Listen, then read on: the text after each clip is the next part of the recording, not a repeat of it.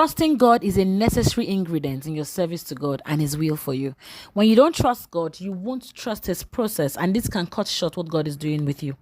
While I was serving under a ministry, we had a meeting one of the days, and there was no finances to help me get there, meaning I didn't have transport fare. It was a 30 minutes drive.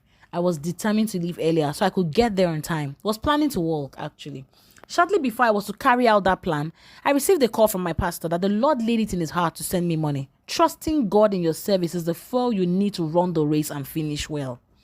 It is in your trusting Him that you don't weary out. One of the first episodes of Soaring Daily, I got a negative feedback, and just as I had just finished reading it, the Lord asked me who was sending me and told me to stay on track and be focused.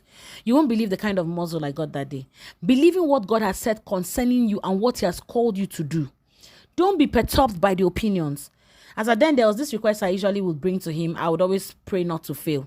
This was from a place of fear. One of the days, He told me not to talk to Him about failure, and that failure is a choice. He made it clear to me that nothing fails with Him. That changed my mindset. Great shift. I always tell my people that there is no failure here because God is here. You have to trust God enough not to fail. Understand the difference between failure and that our light afflictions are for a moment. To faithfully serve God, you must be willing to go all out. Secondly, build your faith.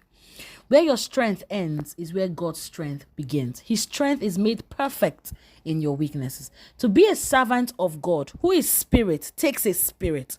Kill flesh by feeding on God's word and living by it. Note that without faith, it is impossible to please God.